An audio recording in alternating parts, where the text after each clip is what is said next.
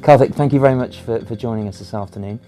A lot of people would have walked past the fantastic Blavatnik School of Government in Walton Street and admired the wonderful spaceship that's arrived here in the past few years. Could you tell our viewers a bit more about what happens behind the glass panels? Absolutely. So the Blavatnik School of Government was established to provide a convening space that would bring together those committed to a career in public service and help them think about ways in which we might improve the performance of government across the world. One of the things that makes this such an important and interesting venture, something that drew me here to Oxford from Cambridge, Massachusetts, is that we're doing it in this moment in history where trust between government and the people they serve is at historic lows. If, for instance, we were building this school in the roaring 1990s when the Soviet Union had collapsed and there was a general sense that the West had it all figured out, then this would have been so much less of an interesting venture. But the fact that we're doing it today, when the whole post-war consensus on what is the purpose of government in the Western world, particularly in countries like Britain and America, which have hitherto been vanguards for models of good governance, that whole consensus is coming undone. That makes this such an urgent, important, and interesting venture, and that's what the school is about. And obviously in B4, we're all about trust with our members introducing their networks into B4, and obviously you're saying it's at the heart of what you're doing here. Is trust something which we're losing the ability to gain hold of with erupting social media and different factions all over the world eroding trust every which way, or is trust something that can be developed and held on to? That's a great question. So if you look at where we are today, leaders in government, CEOs, or for that matter, university professors, are trusted less than building contractors or hairdressers. How is it that these professions that were supposed to represent professions of public service, professions that acted in the wider public interest, how is it that these professions have come to this place of distrust with the general public? That's one of the important questions that we're at the heart of investigating and, of course, providing solutions for. Part of the issue that has brought us to where we are today is that real wages for individuals in the lower half of the skill distribution across Western societies, whether it's Britain or America, those real wages have more or less stagnated for 4 decades. So if you happen to be in the top half of the skill distribution in society, over the course of the last 40 years, you've seen quite considerable improvements in your real wages, in your lifestyle, in your ability to earn a good, decent paying job, or earn money through a good, decent paying job. But if you happen to be born in the lower half of the skill distribution, things haven't looked so good. Now, this is partly due to globalization and increased competition, particularly for low-skilled jobs from free trade brought in by countries like China and India coming into the market system. It's been partly brought on by low-skilled immigration into these countries, into rich Western societies, that has put pressure on jobs in the lower part of the skill distribution. And of course, it's been partly driven by advances in technology, improvements in automation that have made low-skilled jobs increasingly uncompetitive in the context of a market economy. As these political and technological changes developed over the course of the last 4 decades, those who were in a position to develop public policies, those who were in a position in effect to smooth over those transitions, to create new opportunities for people who would otherwise be left behind. I speak of leaders in business, leaders in government, university professors, and so forth, didn't do what they were supposed to do. They didn't create systems, they didn't produce systems that enabled for a smooth transition of society across these changes. Now, they didn't necessarily do it for malicious reasons. Sometimes it was that nobody was watching as the system changed, and nobody was really sort of at the wheel as the system changed. And so, in effect, we allowed a system to develop that substantially and consistently undermined the capacity of about 1/2 of the population to be competitive in a market system.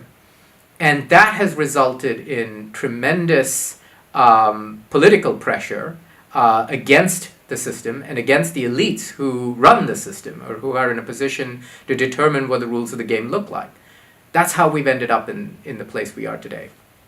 Now, what do we do about it, right? One of the responses we're seeing in the political process today is rising populism, both on the left and on the right. Individuals clamoring for, say, greater restrictions to trade, or greater restrictions on immigration, or restrictions on the nature and pace of automation. And to an extent, some of these populist sentiments and policies might represent part of the eventual portfolio that develops to manage growth and to manage progress and change. But populism often results in the introduction of policies that in the long run are counterproductive, that in the long run detract from the principles of a good society, of a good prosperous society that we all seek to achieve. And so how do we balance that pressure and the anxiety and the tension that people are experiencing, particularly those on the lower half of the skill distribution? How do we balance that pressure with the needs to consistently generate the kind of progress and growth that's necessary to be competitive in a global economy? This requires trust. It requires those in a position to design the rules of the game, whether they're leaders in business, whether they're leaders in government, whether they're people in academia. It requires them to be able to make decisions that have long-term implications, but that might involve some short-term costs. If you're going to make those sorts of decisions, the people that you're serving need to be able to trust that you're making those decisions in their wider interests, that you're making those decisions in the interests of society rather than in your own narrow interests. And that's what we need to be able to recapture, the capacity of people to believe that those who are leading them are actually making decisions that are in their interests. Can we do that? This is why I think we've created this school. It is to convene people who are committed to a career in public service, to build skills such as active listening. That means appreciating and understanding what are the sources of anxiety that is driving populism around the world. What are the genuine sources of anxiety? So that active listening, that capacity to perhaps stop for a moment and appreciate what are the real problems that we ought to solve. They involve skills like negotiation and coalition building, because it's going to involve people who have very different worldviews all coming together and actually forging compromises, actually forging pragmatic solutions to pressing problems. So it's going to require that capacity. And of course, it's going to require a great deal of analytical rigor and analytical competence to be able to make sound decisions in the long run. And it's going to require a great deal of integrity, because again, there's going to be enormous political pressure from those who will be seeking short-term solutions and short-term value. So it's going to require these leaders to be able to resist that, and so be able to design solutions for the long run. So what we're trying to do with the school is provide, in some sense, an environment that supplies these four factors: the active listening skills, the skills around negotiation and coalition building, the skills around analytical rigor, and the skills around integrity. That's what we stand for. That's what we're hoping to do. So with reference to the four areas, do you feel that you're managing to make progress? I'm optimistic. I think that every day we see new organizations across governments and across civic society approach us from around the world to help them think through these problems, to help them arrive at ways in which they can advance solutions. That's deeply encouraging for a school that is so young to be able to be in a position where it is able to serve such a wide range of constituents across all levels of government and across different societies. That's very encouraging progress. But there's still, of course, much work to be done. One of the reasons why I'm so keen to have had this meeting with you is, of course, we have work to do in this community as well. We are a member of, or we are a constituent member of the County of Oxford, of the City of Oxford, and we would very much like to be part of the process of problem solving in this city and in this community. There are a number of issues that the city has to deal with, including homelessness and affordable housing, including traffic management, including issues associated with migration and the resource or the pressure on public resources and the environment that produces. And we would love to be engaged in those conversations and again facilitate problem solving in those conversations. Could you let us know a bit more about the MPP program here? The MPP, or the Master in Public Policy, is our flagship program here at the Blavatnik School at Oxford University. I think there are three things that make this program distinctive. The first is that the 120 individuals that are part of the MPP each year represent nearly 60 different countries. So this is a program that is tremendously diverse geographically.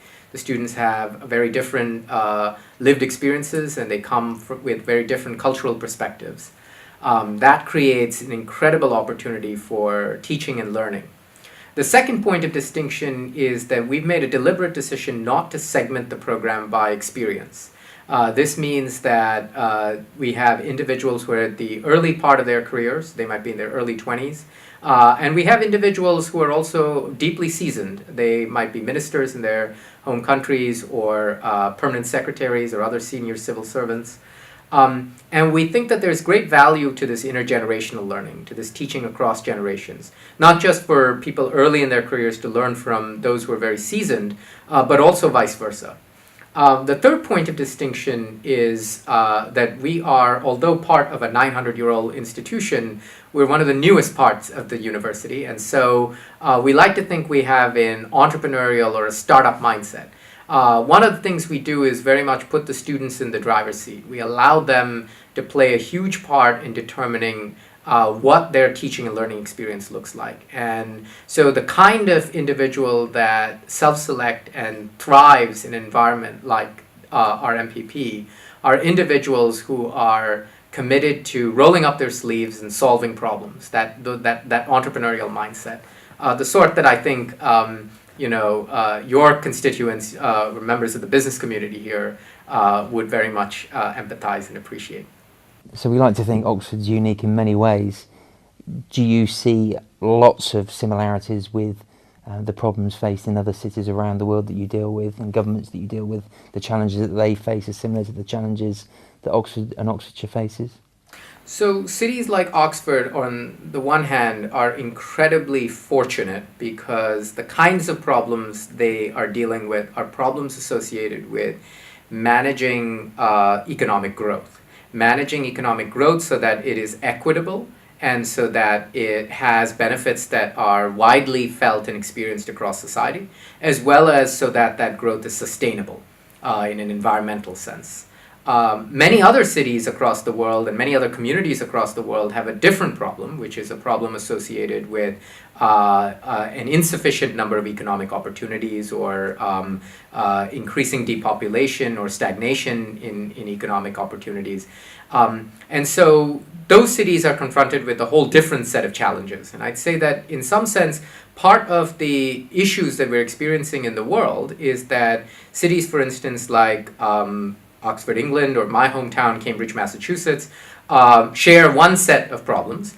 And cities, for instance, like Birmingham, or Birmingham, England, or Birmingham, Alabama, for that matter, share a different set of problems. And so, how do we create conversations across these cities that across the world that face common problems, but also across opportunity or across areas of the country that are experiencing enormous pressure from rapid economic growth and technological changes, with communities that are actually facing the opposite, issues associated with economic stagnation or depopulation and so forth.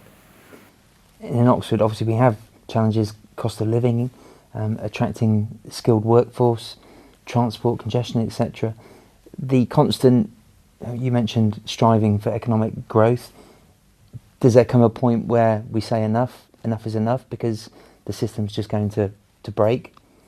Some might say it already has done.